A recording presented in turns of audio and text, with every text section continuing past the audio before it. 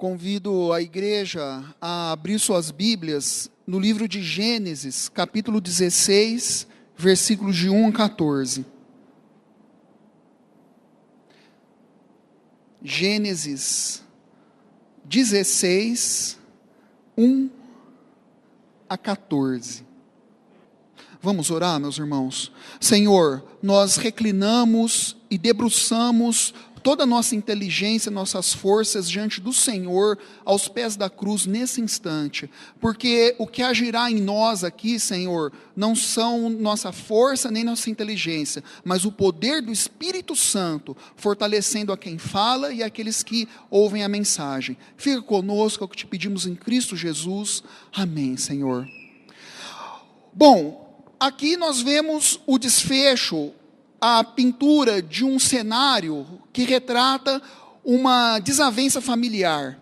E ela se deu da seguinte maneira: Abrão, Sarai e Agar viviam nas tendas de Abrão, na terra prometida, Canaã. Mas eles viviam na terra prometida não como proprietários, não tendo e habitando aquela terra como possessores daquela terra, como proprietários daquela terra, porque eles só iam fazer isso gerações depois, quando eles tomassem posse daquela terra através de Josué. Naquele instante, eles viviam na terra de Canaã como peregrinos, naquela terra mesmo que manava leite e mel, como nós dissemos ontem à noite. E eles viviam lá. E eis que Sarai, no caso, porque Deus ainda não havia mudado o nome dela, ela queria cumprir aquela promessa que Deus fez a Abrão no capítulo anterior, no capítulo 15, que o Senhor trouxe Abraão para fora da sua tenda e falou: Abraão, olha para o céu, você está vendo as estrelas do céu?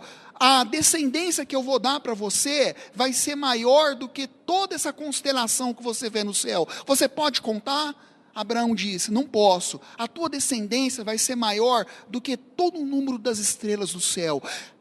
Sarai sabia dessa promessa, e eis que ela era infértil, fazia 10 anos que eles estavam vivendo na terra prometida, ali em Canaã, só que ela ainda não havia dado um herdeiro para Abrão.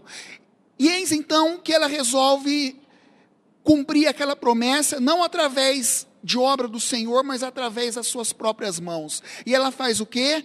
Ao invés de esperar o cumprimento nela da promessa do Senhor, ela convoca a sua serva, Agar, e oferece ela, depois do consentimento de Abraão, para que os dois tivessem um filho. E eis que a sua serva, Agar, concebe e fica grávida. E aí a sua serva passa a desrespeitar a sua senhora, Sarai, e passa a menosprezá-la, porque ela estava grávida, e a sua senhora era estéril, e não podia conceber. E eis então que elas se desentendem. A sua senhora, Sarai, despede a sua serva das tendas de Abrão. E Agar, a sua serva, humilhada, sofrendo, sai aos prantos em direção ao deserto. E vai em direção ao deserto e para numa fonte de água que ficava a caminho do deserto de Sur. O deserto de Sur, ali é um deserto que fica ao lado da terra prometida, da terra de Canaã. E eis então que ela sai de Canaã e vai até o deserto. Meus irmãos, Agar passava por uma situação bem complicada nesse momento. Ela estava no deserto, em meio àquela areia escaldante, o céu aberto, calor impetuoso. Ela estava grávida, estava sem marido, sem casa, sem abrigo, sem comida, e só tinha ela e seu filho que haveria vir ao mundo. Agar passava por um deserto nesse momento, ela enfrentava um deserto. Nós hoje, nos nossos dias, nós também enfrentamos os nossos desertos pessoais. E eu gostaria de focar a pregação de hoje em 2 enfoques. Em primeiro lugar, o deserto que Agar enfrentou. E nesse primeiro enfoque, que é o deserto de Agar, da serva Agar, eu queria comentar 3 ações graciosas do Senhor para Agar. Agar, ela estava no deserto, ela estava grávida, ela estava passando fome, ela não tinha o que comer, estava sozinha, mas o Senhor veio ao seu encontro. Nós podemos passar pelos nossos desertos pessoais. Pode parecer que você está sozinho na sua caminhada, nesse terreno escaldante, mas você não está sozinho, o Senhor está com você. E a primeira ação graciosa que a gente vê aqui, na vida de Agar, no deserto, através do Senhor, é que Deus promove a reconciliação. Deus promove a reconciliação. Vejam que interessante, lá no versículo 9. Então lhe disse o anjo do Senhor: volta para a tua senhora e humilha-te sob suas mãos. Então o anjo do Senhor encontra Agar ali junto à fonte, no caminho do deserto de Sur, e diz para ela: da onde você veio, para onde que você vai?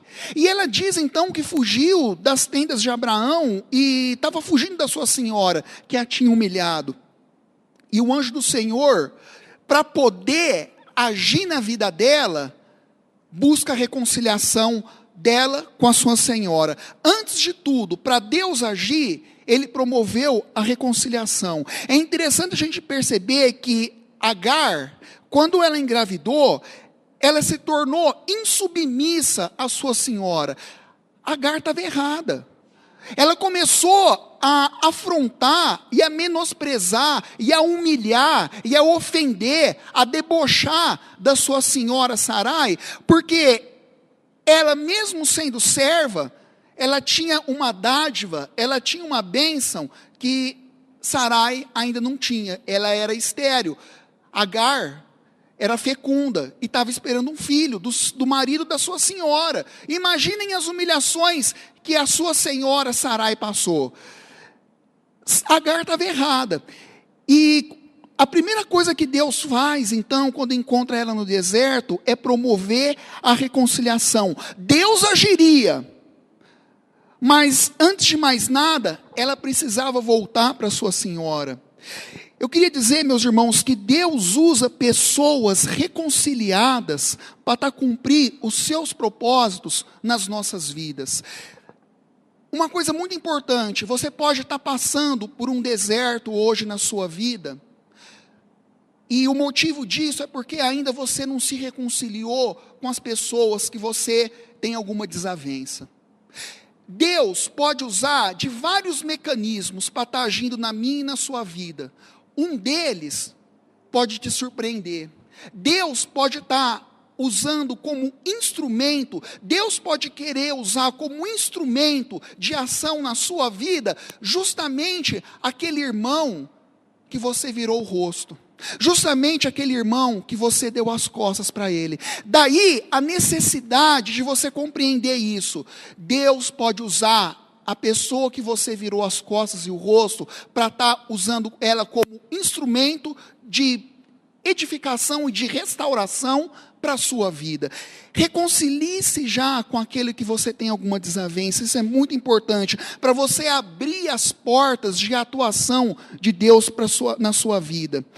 E, meus queridos, isso é realmente uma dificuldade para nós. Eu estou falando aqui, mas eu entendo como é que é a gente vencer as nossas vaidades pessoais, o nosso orgulho pessoal, e buscar a reconciliação com aqueles que nos ofenderam. E mesmo que você estiver errado, percebam aqui que Agar, a serva de Sara, estava errada. Ela menosprezou a sua senhora, mas mesmo assim, o anjo do Senhor falou assim: vai lá e se humilha perante ela. Ou seja, vai lá, volta para as tendas de Abraão e fala que você estava errada, admita sua culpa, seu erro, se quebranta, peça perdão. A gente precisa fazer isso para abrir as portas, para Deus estar te tirando do deserto que você está passando. E isso é uma dificuldade para nós. Eu acho assim interessante que eu vejo em muitas igrejas, que eu já passei nas regiões por onde eu caminhei, existem famílias que herdam desavenças gerações após gerações. Então, o neto herda uma desavença, uma briga com outra família, herdada do pai, que por sua vez foi herdada do avô, e os netos nunca tiveram nenhum conflito entre si, mas não se falam, não se relacionam, porque herdaram brigas e desavenças de 50, 60 anos atrás, e isso não muda. Meus irmãos, a gente precisa mudar esse cenário, não só na igreja, mas no nosso trabalho, na nossa vida, na nossa família também. Um ano novo está começando. Hoje é o primeiro dia de 2017. Coloca na tua agenda isso. Coloca como prioridade, como uma das tuas metas, teus planos. Você deve ter feito muitos planos de desenvolver alguma coisa, uma melhoria no campo profissional da sua vida, de fazer uma dieta, de fazer uma viagem, de cuidar mais dos seus filhos. Coloque na sua agenda para o ano que vem, você se reconciliar com a pessoa que você virou as costas, com a pessoa que você virou o seu rosto. Coloque isso como meta, como plano, na sua vida para o ano de 2017. Meus queridos, mas tem uma segunda ação graciosa de Deus na vida de Agar no deserto. Deus acode aquela mulher na sua aflição. Deus acode aquela mulher na sua aflição. E Deus também, nos nossos desertos pessoais, Deus nos acode nas nossas aflições. Vamos lá para o versículo 11 agora. Disse-lhe ainda o anjo do Senhor: concebeste e darás à luz um filho, a quem chamarás Ismael, porque o Senhor te acudiu na tua aflição. Com a promessa de que Deus lhe daria um filho, que era Ismael, Agar se fortaleceu. Percebam o seguinte: antes da promessa do Senhor, Agar via na sua gravidez apenas um motivo de sofrimento. Porque veja bem, aquele menino, quando ela olhava para o volume que tomava forma no seu ventre, para aquela saliência que se formava no seu ventre, ela não via ali uma bênção. Ela não via uma criança com futuro, mas ela via somente um motivo de sofrimento, porque é impossível você fazer uma gestação bem-sucedida no meio do deserto, com escassez de alimento, sem moradia, sem os cuidados do marido.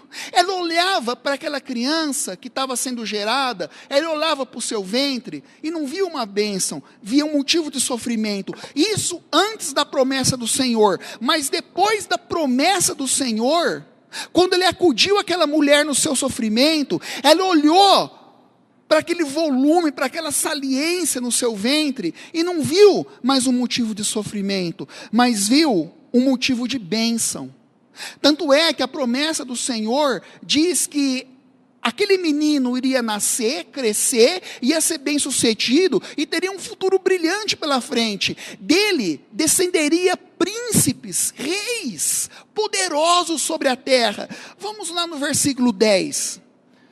Disse-lhe mais o anjo do Senhor: multiplicarei sobremodo a tua descendência, de maneira que, por numerosa, não será contada. É interessante que isso, quando a gente vai lá para Gênesis 25, essa promessa ela se confirma, porque através de Ismael nasceram 12 príncipes poderosos e muito abastados na terra.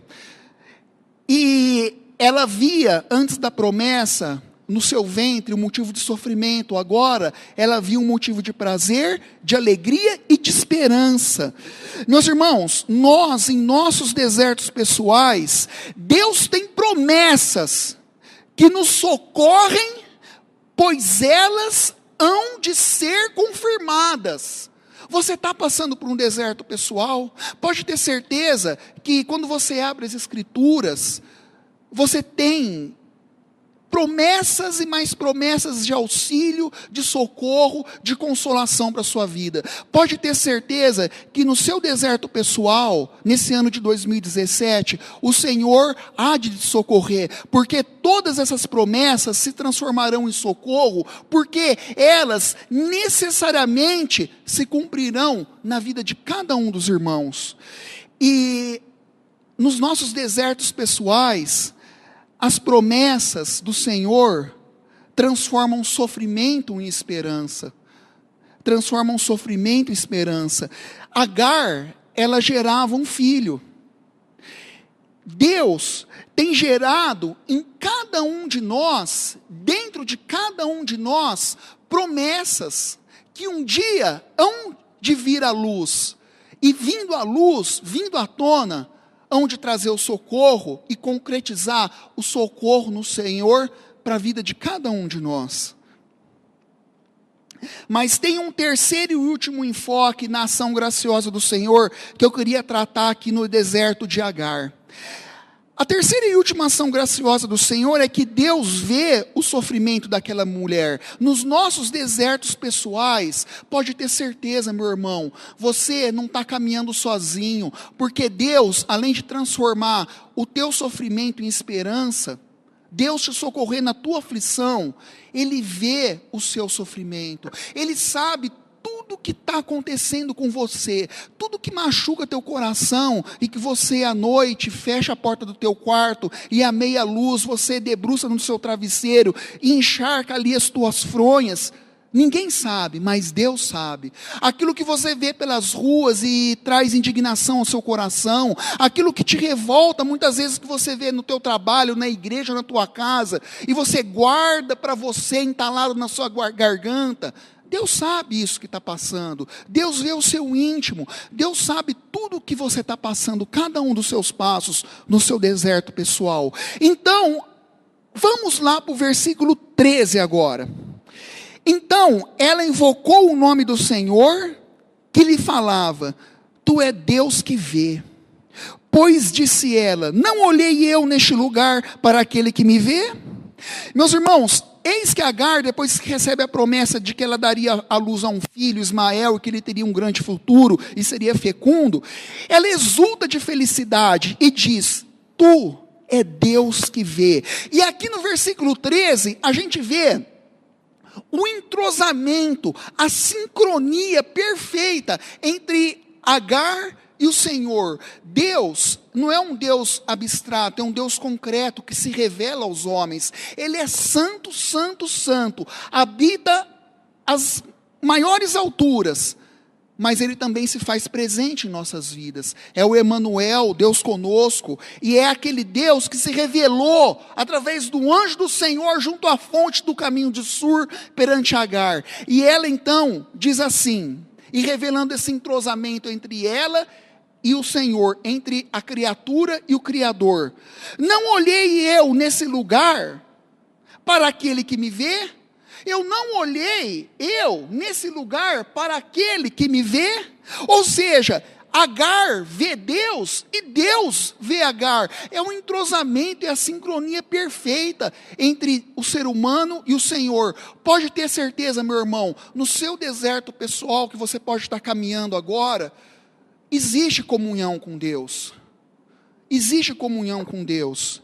E essa promessa, ela é reafirmada lá em João 14, 23. Veja que palavras lindas. Jesus Cristo diz assim: Aquele que ouvir, guardar e praticar as minhas palavras, eu e o meu Pai o amaremos, e eu e o meu Pai faremos nele morada. Veja bem, é a intimidade perfeita, é a sincronia, o entrosamento perfeito. Durante os nossos desertos pessoais, entre você, criatura, homem que sofre, e o Senhor Todo-Poderoso que há de resgatar e que vê cada um do teu sofrimento nos teus desertos pessoais. Deus vê o nosso sofrimento. Meus irmãos, nós tratamos aqui o primeiro enfoque da nossa mensagem, que é o deserto de Agar. Mas é interessante também que Sarai, a sua senhora, apesar de não ter saído das tendas de Abrão, apesar de estar na terra que emana leite e mel, que não tem escassez de água, ela vivia num deserto. Ela também vivia num deserto. Ou seja, Sarai, ela não precisou ir literalmente, como Agar fez até o deserto. Mesmo nas tendas de Abraão, mesmo na terra de Canaã, onde manava leite e mel, ela atravessava um deserto também. Mas como que ela entrou nesse deserto? Não foi correndo das tendas de Abraão, como Agar fez, mas foi correndo de Deus. Mas foi correndo de Deus. De que maneira?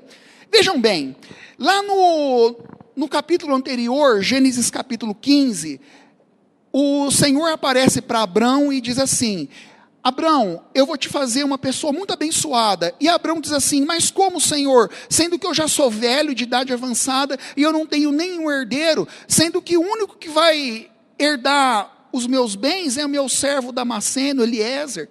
Como que eu vou ser abençoado? Então Deus diz assim para Abraão: eis que de você mesmo, da tua carne, do teu sangue, vai ser suscitada a tua descendência. Não vai ser do seu servo, vai ser da sua descendência. E aí ele chama Abrão para ir para fora da sua tenda e mostra o céu. E ele vê aquela constelação gigantesca. E o Senhor diz assim: você pode contar? Abraão diz: não, a tua descendência vai ser maior do que as estrelas do céu.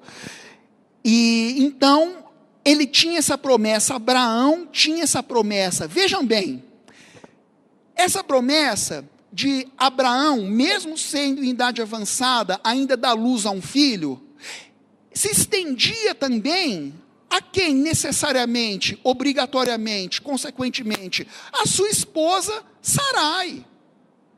Ou seja, por que isso acontece? Porque Sarai era sua esposa. O texto fala isso 2 vezes. Sarai era esposa de Abraão. E quando a gente vai lá em Gênesis 2:24, o que o Senhor fala? Eis que o homem e a mulher deixarão a sua casa e juntos formarão uma só carne. Ou seja, Abrão e Sarai sendo uma só carne, aquela promessa que Deus fez para Abraão, necessariamente também era para ser cumprida, não em Agar, mas sim em Sarai. E Sarai faz o que então? Ela não teve paciência. Ela tenta resolver a situação por si mesma. Sabe o que Sarai faz? Ela tenta resolver a situação sem buscar a Deus, sem orar ao Senhor. Ela tenta resolver a situação do jeito humano, do jeitinho humano. E o que ela faz? Em vez de buscar o Senhor, em vez de ter paciência, em vez de ser submissa e dependente a Deus, ela vai lá, naquele momento impaciente, chama a sua serva. E através de Agar, ela dá um filho para Abraão, que não era para vir através da sua serva, era para vir através dela, que era esposa de Abraão. Meus irmãos, ela não buscou o Senhor. E qual que foi a consequência disso? Ela está passando por um deserto pessoal, mesmo habitando nas tendas de Abraão, mesmo habitando na terra que manava leite e mel. E quais foram as características dessas consequências, do seu deserto pessoal? Desavenças familiares. A gente falou no começo da mensagem que esse é o quadro pintado de uma idêntica desavença familiar, de uma trama familiar. Veja o que diz lá o versículo 4. Ele a possuiu, Abrão possuiu Agar, e ela concebeu. Vendo ela que havia concebido, foi sua senhora por ela desprezada. Aí começou os problemas. O que é, na segunda concepção de Sarai, ia ser uma bênção, ia resolver os problemas, se tornou a fonte dos problemas dela. Muito pelo contrário, trouxe consequências que ela não desejava. Ela passou a ser humilhada, a ser desprezada, a ser ofendida pela sua serva. E é interessante quando a gente vai lá para Provérbios 30, Salomão diz assim, que não existe coisa pior no mundo do que um servo que herda a casa do seu senhor e que se torna insubmisso. Não tem coisa pior que essa. E isso aconteceu na vida de Sarai. Ela experimentou essa consequência dramática na sua vida. Existia também um remorso, existia também o peso de consciência. Veja lá no versículo 5 o que aconteceu. Disse Sarai a Abraão: seja sobre ti a minha afronta, a ti a afronta que se faz a mim, Eu te dei a minha serva para possuíres. Ela, porém, vendo que concebeu, desprezou-me. Julgue o Senhor entre mim e ti. Ou seja, ela estava querendo com remorso, isso é a expressão do peso da consciência. Ela viu que deu errado, estava começando a ser desprezada pela sua serva, e quis jogar a responsabilidade sobre o seu marido, sobre Abrão. Seja sobre ti, Abrão, a afronta que está sendo feita sobre mim, seja sobre ti, e que o Senhor seja entre eu e você. Ou seja, trouxe o remorso, trouxe o peso de consciência. Isaac, olha só aquela criancinha inocente, ela foi gerada através de uma ação de homens que se desvencilharam da dependência de Deus, e aquele menininho então veio a ser um descendente de Abraão, mesmo fora da promessa. Vejam bem que Deus tinha para Abraão a promessa de dar a ele um descendente, queria formar uma nação numerosa, mais numerosa que as estrelas do céu, e com essa nação, com esse povo, Deus faria um pacto, para aquele povo ser o povo de Deus, e desse povo, Deus fazer uma aliança para quê? Para descender Jesus Cristo. Quando nós vamos lá para o Evangelho de Mateus, qual é as primeiras palavras do Evangelho de Mateus? Eis a genealogia de Jesus Cristo, Mateus 1:1. Eis a genealogia de Jesus Cristo, filho de Davi, filho de Abraão.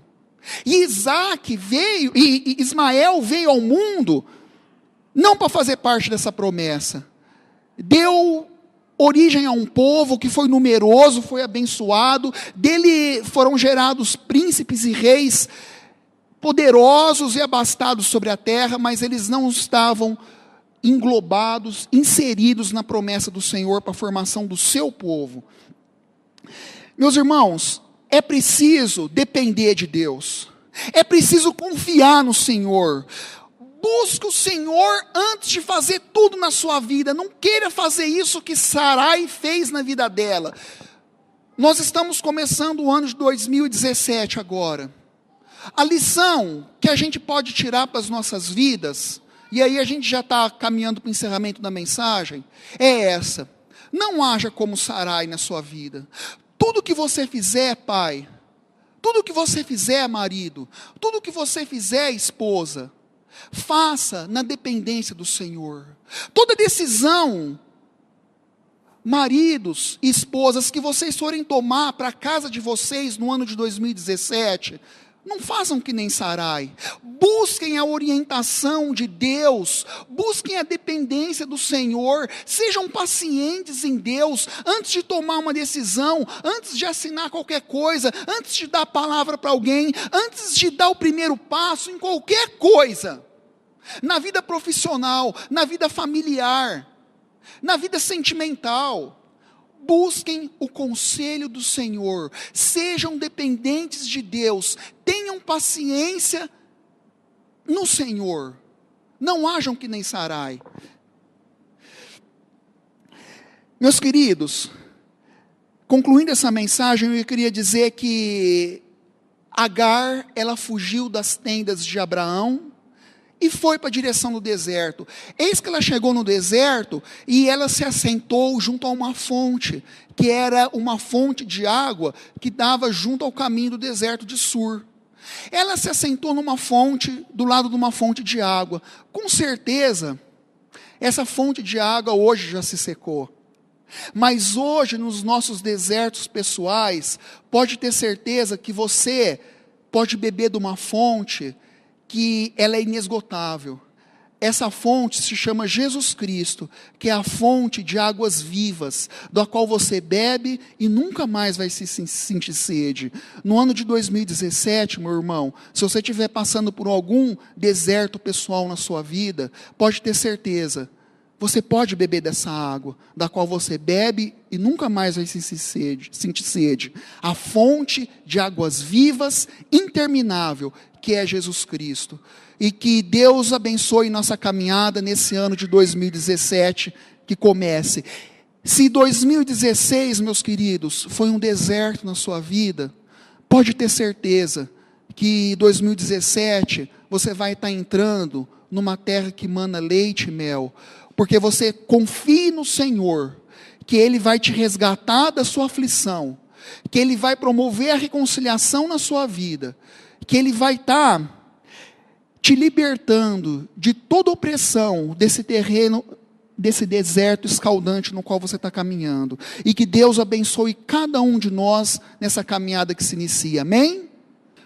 Senhor Deus Pai Todo-Poderoso, Criador do céu e da terra, obrigado porque foi o Senhor mesmo que nos criou para te adorar e sermos gratos pela salvação em primeiro lugar, e depois por tudo que o Senhor tem feito em nossas vidas, pela liberdade, oportunidade de podermos congregar em um culto público, sem opressão, sem perseguição, Senhor.